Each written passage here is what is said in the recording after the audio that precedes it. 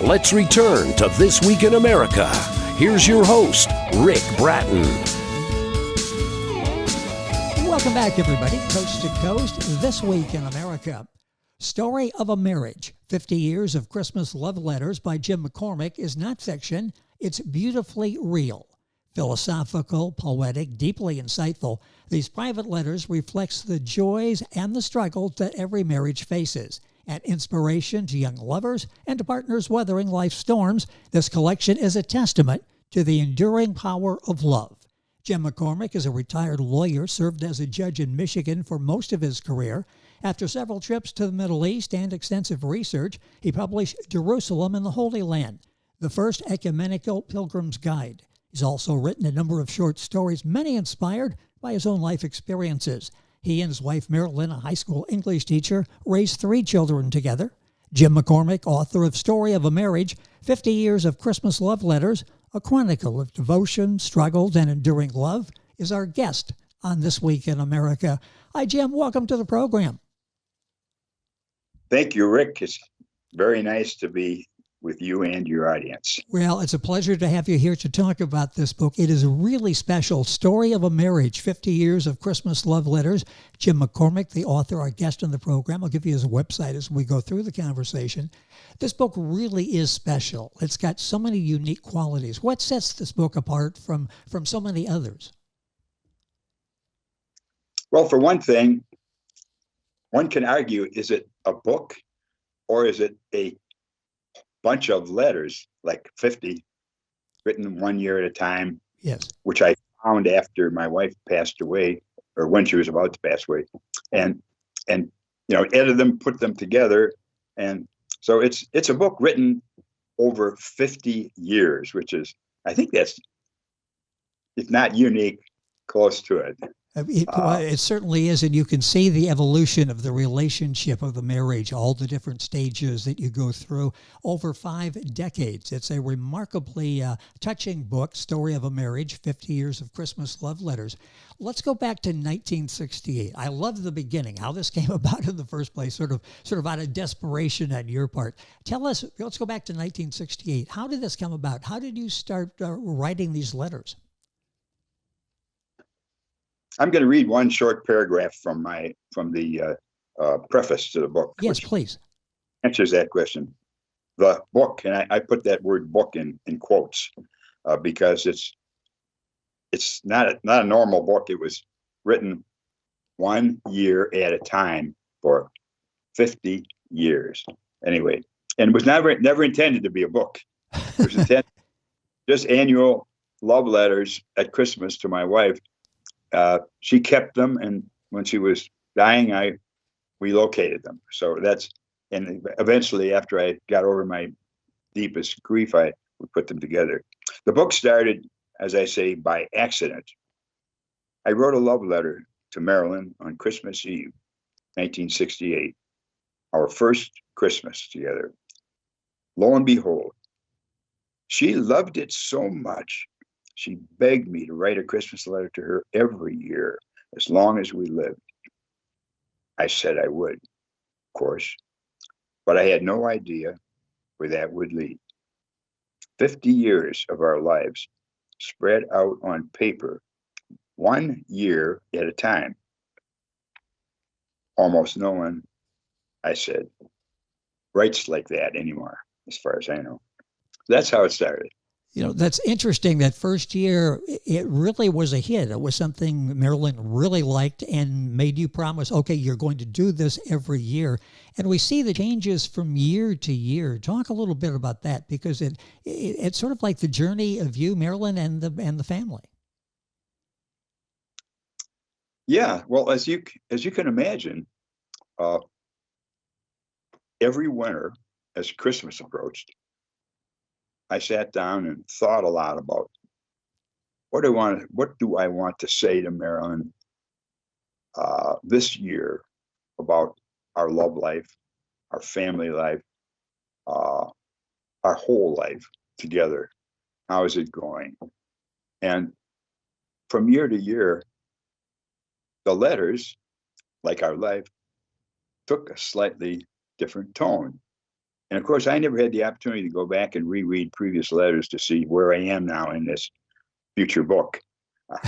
I never, in fact, if I had ever hinted to her that, when you die, I am going to put all those letters together wherever they are. And she would have probably said, well, thanks. Now for sure I'll destroy them. But we had no idea that they were very personal, intimate, not in a sexy way, but intimate in the good way. We talked about a lot. I talked about a lot of things that I never would have said to the public, or maybe even in front of my kids. Sometimes we were talking about kids, and sometimes one of your kids is acting up and you got problems, and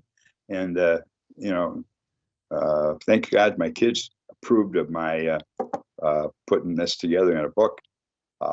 They might have objected to some things, but and as you get middle age and focus more on jobs and problems going in your life at work rate at and then finally, the later letters are talking about that early retirement period when life is so easy and so good, so enjoyable. We traveled a lot, and then you start slowing down. That's the end with my wife died. She died shortly after our 50th anniversary, but a couple months before Christmas. And then that I was encouraged to write the 50th letter, the last letter, that Christmas, and that's the tearjerker. That had to be difficult to do, and I've asked Jim if he would read some various selections from the collection of letters. I won't call it a book, I'll call it a collection that you've put together with 50 years covering 5 decades, done at Christmas, a tribute to his wife Marilyn, to the family, sort of going back and looking at the past year. And the book is Story of a Marriage, 50 Years of Christmas Love Letters. Our guest is Jim McCormick. His website is jimmccormick-author.com. Book is available, of course, at Amazon, Barnes & Noble, all of the usual places. And a link on our website will take you directly to Jim's website, give you information on the book and how to order at that point. I think we're starting off with that first letter from 1968. This is the one that started this, that Marilyn was so impressed with. She says, Jim, you got to do this for me every year. Read us a little bit from that first letter in 1968. Okay, yeah, for your audience, when you're interviewing an author, particularly this kind of a book, the people need to hear something about what's in the book, not just about the book. So that's where we go. The first letter, of course, was the one that innocently set up this unusual phenomenon of 50 straight years of catching up with her regarding how our life is going this year. First one, Christmas 1968. Dear darling Marilyn, may this be the merriest Christmas of your young, beautiful life, and may each succeeding one be brighter and more satisfying by virtue of your growth as a warm, loving woman. This Christmas letter is quite ironic, since one of the great accomplishments of the last 12 months for me has been learning how to enter your heart and how to open up my crusty old heart to the kind of deep, compromising relationship which we have been building. One, pout, crisis, freeze, thaw, smile, quip, squeeze of the hand, ecstatic reconciliation, contented glow at a time. Ironic, I say, because I have no real need to place my innermost feelings about you in writing in order to avoid the embarrassment of speaking them to your face. I love to say these same things to you, person to person, because somehow you have forced me to enter into the daylight and learn to share my life with someone other than myself. Well, I could go on and on, but I think that's probably enough of that one. Well, yeah, that sets the stage for what you did in 1968, continued to do for 50 years after that. The collection put into the book Story of a Marriage, 50 Years of Christmas Love Letters by Jim McCormick. We go from 1968 to 1977. The caption for this, I believe, is a slightly tempestuous relationship. Read a little bit of that, if you would. As I said, slightly, because looking back, I really realized that it wasn't all that tempestuous, but that's kind of a strong word, But anyway, I'll cut into the kind of the middle of the letter and read a little.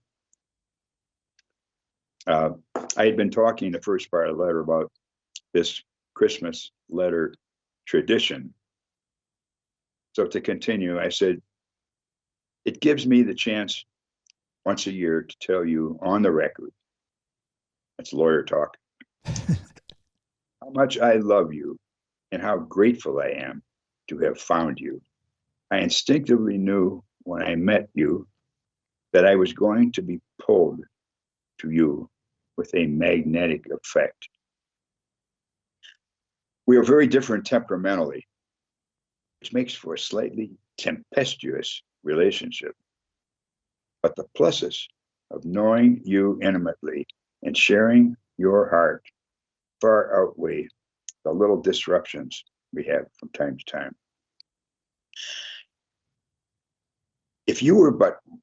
I like this part, if you were but wise and good, but not much fun, it would suffice for me. If you were wise and good and fun, but not so loving, it would suffice for me. If you were but wise and good and fun and loving, but not so beautiful, it would suffice for me.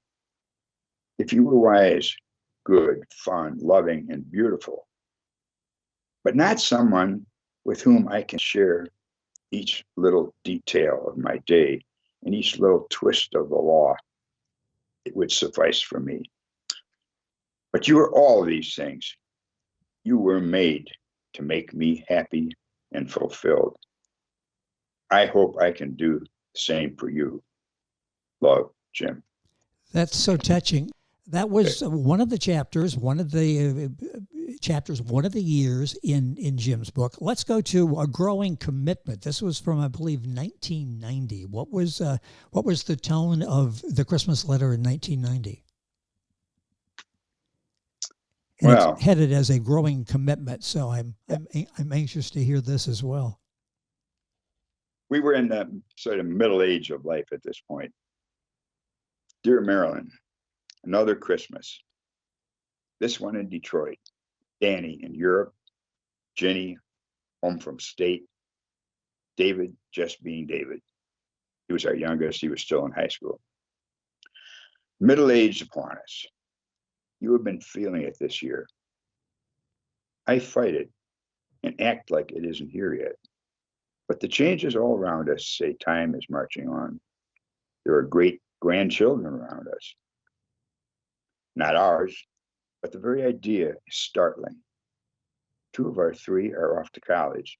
1, our routine will change. So far, these changes have been easy and pleasant. Yet we see the slow decline of our parents and aunts and uncles. It prepares us for a consciousness of mortality and immortality. I become more conscious of the tenacity of our relationship, our long enduring marriage, our growing commitment to marriage as an institution, which is so crucial to our civilization and our growing commitment to each other. I become much more grateful to you for saying yes 23 years ago, for casting your lot with me, for taking a chance on me. I thank you for your gritty friendship, for your strength of character, for your bringing out the best in me. I love you very much, Jim. So well done. That was from 1990. I'm reading, and I feel like I know you, almost like I know Marilyn, the way you're talking about her during the reading of these letters. We'll go to 1996. your smile and face topic of You know, the letter. you almost feel like you know Marilyn from what I'm saying about her. Yes. That's funny. Yes. I had one critic who said, "Well, the book would be better if you could have talked her into writing 50 letters back to you this at the same time." I said, maybe that would be a different book. Oh, totally. Totally. She wanted me to write to her. Somehow or other, I didn't need letters to me. That never occurred to me. But anyway, this was spontaneous when you started it. If she had to do it, if you had to do it, it's almost like an assignment at that point that you have to do. This was spontaneous. This organically came out of your feelings in 1968 and started. So it really gives us an understanding, and we can see ourselves reflected in the letters as we go through the different changes in life. Your face and smile. Read that if you would, a portion of it. Okay. Yeah, actually, my little caption, these are on each, in front of the beginning of each letter, I have a little caption. That wasn't part of the letter. The caption was just my sort of message to the reader. Look for this in this letter. My caption on this one was, "Your beautiful smile on your flawless face." Dear Marilyn, let me take this occasion to tell you in writing, which can be read, reread all year, that I still feel a way about you that I felt when we were first married. Only now I know better why. I love your zest for life, your warmth with people, and I love you for those qualities. I love your beautiful smile and your flawless face. I love your sincerity and your dedication to what you believe. And I love you for those qualities. I love your sense of humor, which expands with the years. I love the way you love me, which is so generous and unjustified. I love you for sharing uniquely with me our steadfast and passionate love for our children and our all-absorbing interest in their welfare and future. I love you also in ways only explained by the term chemistry. You are right for me, and I hope I am right for you. I thank God for bringing us together in the basement of that church in 1967, almost 30 years ago. I love to cuddle up to you all night while you watch TV, and I vacillate between listening and trying to go to sleep. I love the way you care about your students, the way you know how to help them to say the right thing to them when they need guidance. I like being allied to your efforts. Thoroughly enjoy our repartee on a multitude of topics. Let's pray that the good Lord will give us many more years together. Merry Christmas, Jim. Yeah. That was 1996. It's interesting to see sort of the progression, the feelings that it developed, that nurtured during this period that Jim is writing a letter. If you just joined us, a Christmas letter every year, starting in 1968, 50 in total. We're getting now to, I think your next excerpt is from the letter from 2002. Our meeting has elevated my life. You notice, and I'm noticing and reading this, that my what I say at this point in time was much more philosophical, you might say, more reflective than some of my earlier stuff, which was, it just had a different thing about it. This is more like we are soulmates now. We're coming to be soulmates. You're not soulmates when you get married. That's, that kind of, if you do become, it's happens over a period of years. Page 89. And that's so true. And we're able to see the maturing of the relationship with Jim and Marilyn as they go through the years in the 1 year recap. And as we individually mature, we kind of mature together and come to really think a lot alike.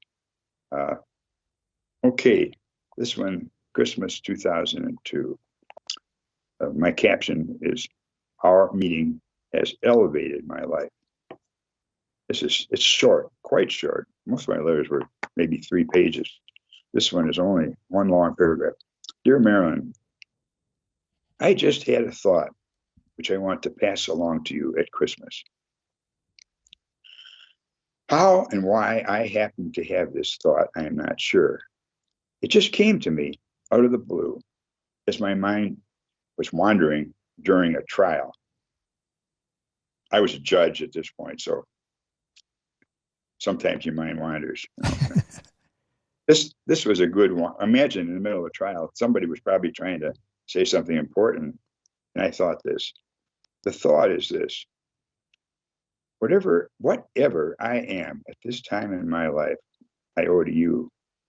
The direction in which my life has gone is in great part attributable to your influence, your personality, your values, your lifestyle. Without you, my life would have gone in some unknown direction. I feel sure our meeting has elevated my life to a higher dimension. Thanks, sweetheart. Love, Merry Christmas, Jim. That was from 2002. Next is a short poem from 2010. When you're looking for that, did this process, this looking back on the past year, this reflection, did this make you a better person, do you think? Did you make you a better husband by going back and really looking at the past year? Well, it certainly made our Christmas season more fulfilling. Yes. Because I was really thinking, and hopefully in reading the letter, encouraged her to think along the same lines. Now, I'm not saying that the letter. I wrote those letters, thought about them, gave them to her. We didn't usually discuss them very much. It was a writing thing, you know. We didn't want to turn it into a conversation. Yes, I understand. We had lots of conversations all the time, but this somehow or other, this seemed to stand apart. She read it. She told me how much she loved it and so forth. And then sometimes she would say, well, that letter, I'm not reading those portions right now. That letter felt more like a sort of a short summary of our family life the last year. I kept waiting for you to say something personal to me. You know, you're talking about, well, back in June, this or that happened. We went to that fantastic family trip, you know, up to Quebec and so forth. And this had happened, that happened. And I was really kind of recounting our life together. But to me, that was saying, hey, these are the things that we did together. Yes. Part of our growing closer and closer together. She kind of took that as kind of like, well, I don't really need a shopping list of everything that happened in 2022 or 2010. I want to hear that word love over and over and over. Yeah. She didn't mean that literally, but she would sometimes say, the letter this year was too like a narrative story of everything that happened to us or the kids or our family this year, and I like it when you spend more time talking about you and me. Forget the little adventure trip we took here and there, and just talk about us. And I say the majority of the letters are in that vein. But anyway, well, this one was 2010. Yeah, short poem. You did some poetry in here too, didn't you? Yeah, it's just I have a number of my letters were if not all, some of them. I mean, there's one or two are fairly lengthy poems. Like maybe 12, 14 verses. And I have one that's actually I wrote as a poem, and then I turned it into a song, and I actually learned how to create a staff and so forth, and with the notes and so forth. That takes a lot of effort to figure Wow, that it out. sounds like it. Yes. Well, yeah, and I sang it to her. Yeah, so yeah, but anyway, it was about our trip we took to our son David's wedding in Korea, and it was. I felt it was occasion for a song. Anyway, this is 2010. Actually, I said it was a short poem. Actually, my caption for it was "A bachelor's hubris met its doom." Dear Marilyn, this is actually about how we met. We met in a big in Detroit, 1967. Everybody was expecting a terrible race trouble that summer. The city was ready to explode, and it did that summer. It was like the worst summer in the history of Detroit, but changed the city forever.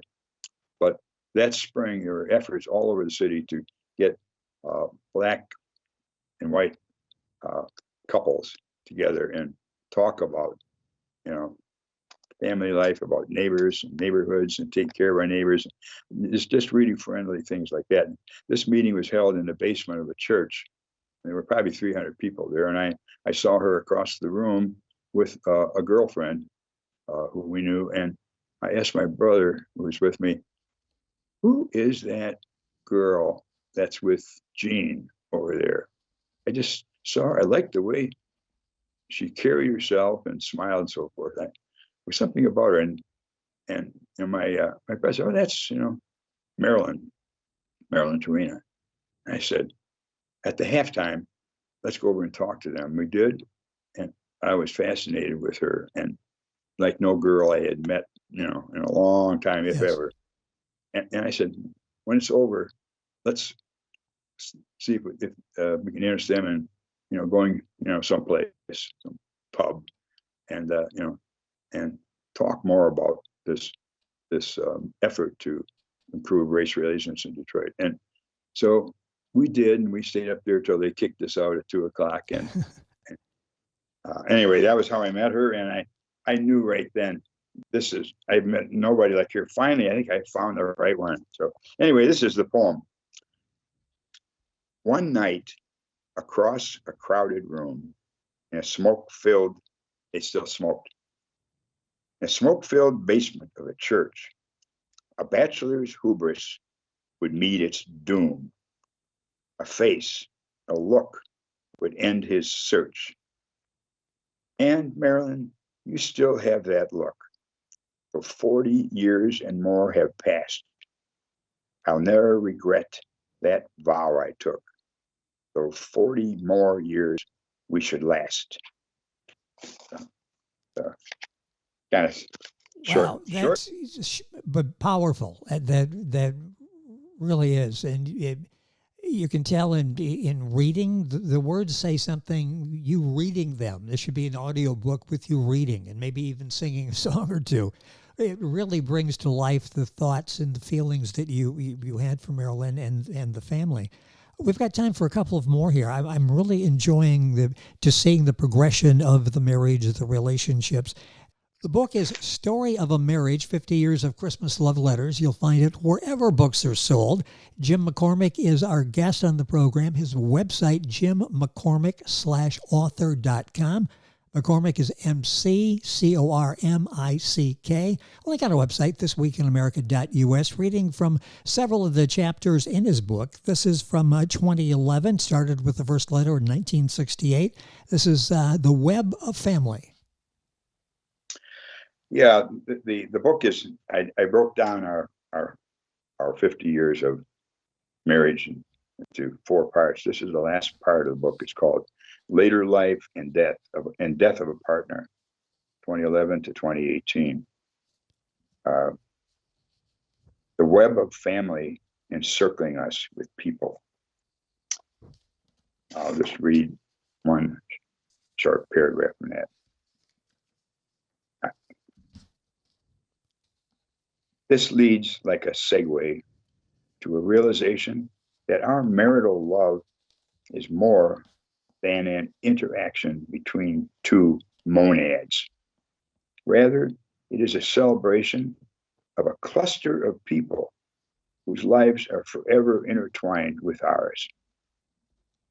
And as our love matures and is more spiritual, we more readily take into our circle the whole human race, all precious to the Lord, and therefore should be precious to us. And my love for you will be for all eternity, Jim. And now this is the one that you did after she had passed. Talk about this. It wasn't your original idea to do it, was it? Did the family encourage you and friends encourage you to? You can't stop at 49. You need to get to 50.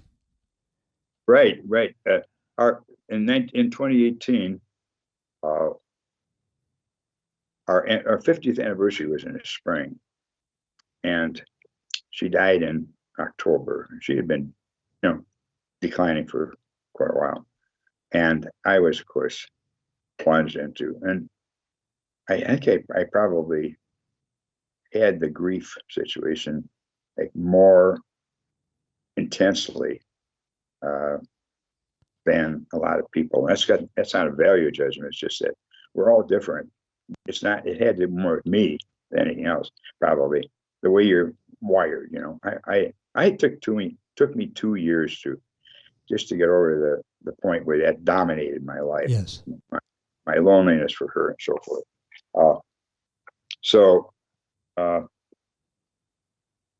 The last one, page 2018. So when she died in October, and as Christmas was approaching, and we had found the letters, and which she hid away, and started reading them. People were saying to me, "You ought to put these together and publish them, and you should write that 50th letter. You guys were married 50 years. This is your 50th Christmas. You need to write one more." And my first thought was, I can't do that. It sounds kind of weird, kind of creepy, writing to somebody a sort of a posthumous letter after they're gone. But I was encouraged to do it. No. Get your feelings out. It was actually very healthy for me to do it. And this one is longer than usual, so I have to make it short. Okay.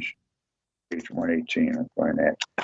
The book is available wherever books are sold. A link on our website, thisweekinamerica.us, will take you to Jim's website. Will take you to his Amazon page as well, so you can order the book there as well. And it's interesting. This would make a great Christmas as we're heading towards the holidays. It's not expensive. It's a very meaningful, thoughtful gift. Will get people reflective of their situations, their marital situations, whether they're newlyweds or people who've been married a number of years and have weathered their way through life's storms. The book is available, Story of a Marriage, 50 Years of Christmas Love Letters. Would be a great Christmas gift idea for friends and family. Okay, Christmas 2018. I captioned this when I was writing the book as a bittersweet ode to my dearly departed wife. My dear, darling Marilyn. By the way, I think this should resonate well with older people, particularly widows and widowers and people who have lost their mate. Are going to relate to this, I'm sure, who really feel the loss for, well, maybe the rest of your lives, but particularly for the first months or years. My dear, darling Marilyn, I am crying out loud in my deepest grief as I write this annual Christmas love letter to you, a tradition which began the first Christmas of our 50-year marriage. You loved that first letter, Christmas 1968, and begged me to do it every Christmas.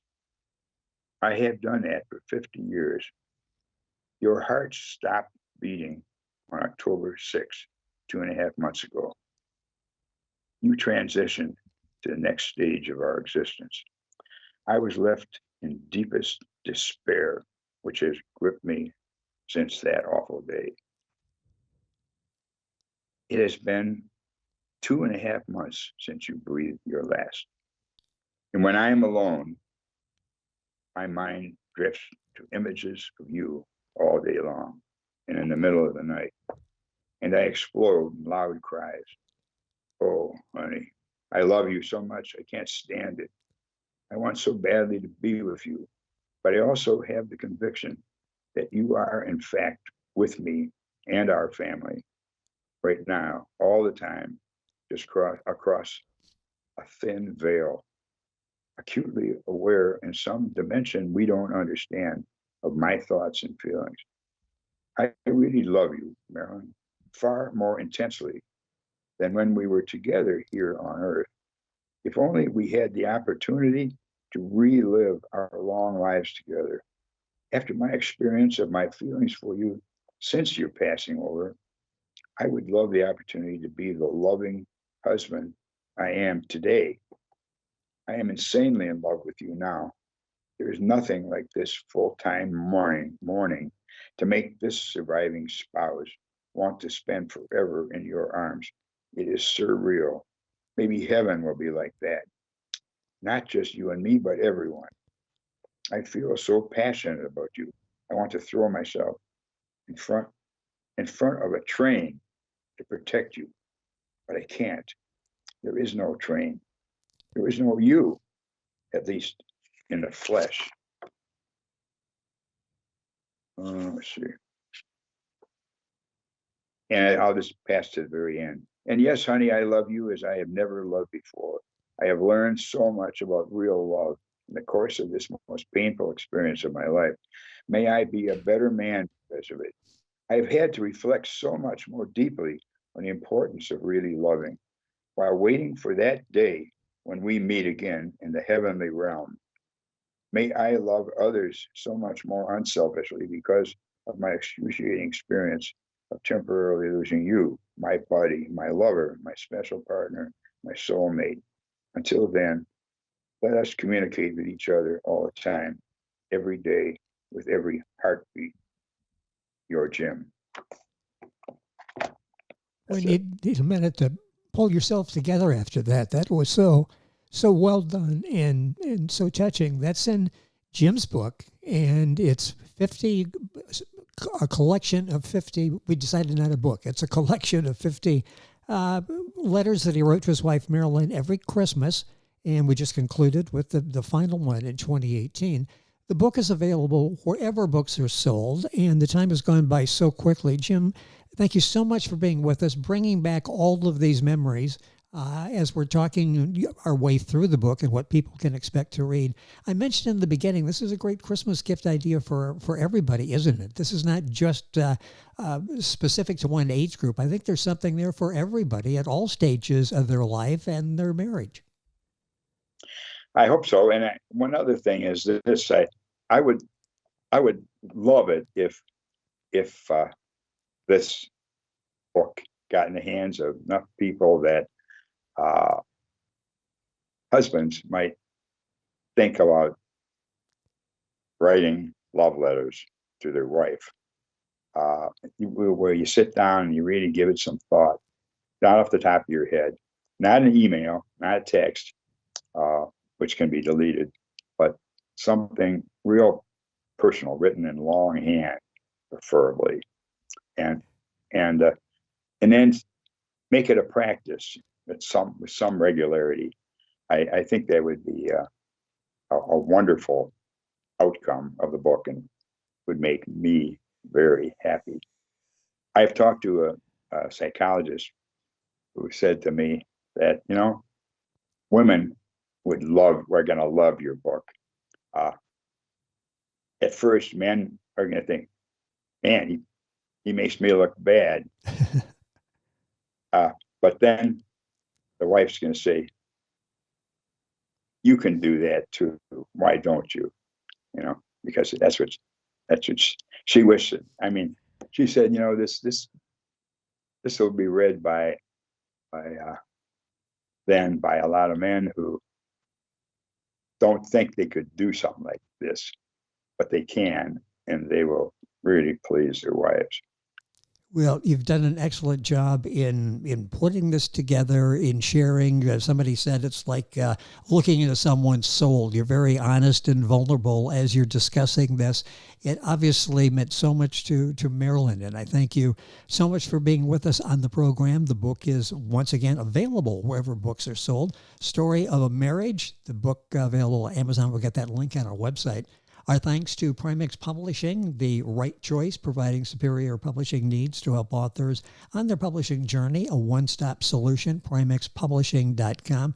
Jim, it's been a pleasure. Thank you so much for going back and especially reading excerpts from some of the letters. I think it just brings it alive and gives us a sense for a feel for what it's like, and we can all reflect on our situations as you're reflecting on yours. Thank you so much for being with us on the program. Rick, I thank you so much for the opportunity. It was wonderful. Well, thank you. The book is Story of a Marriage, 50 Years of Christmas Love Letters, book available wherever books are sold. And we've got that link on our website, thisweekinamerica.us. You're listening to This Week in America, and we're back. More on today's program right after these messages. This Week in America is online. You can visit our website, thisweekinamerica.us. Scott Pinkerton, Associate Producer of This Week in America. Jay Anderson, Segment Producer. Ben Watson, Webmaster. Otto Bechet, Director of Engineering and TV Production. This Week in America produced and is a trademark of Blue Funk Broadcasting, LLC. For information on all of our guests and to listen to this week's show, our website again at thisweekinamerica.us. And I'm Sean Bratton, Executive Producer of This Week in America.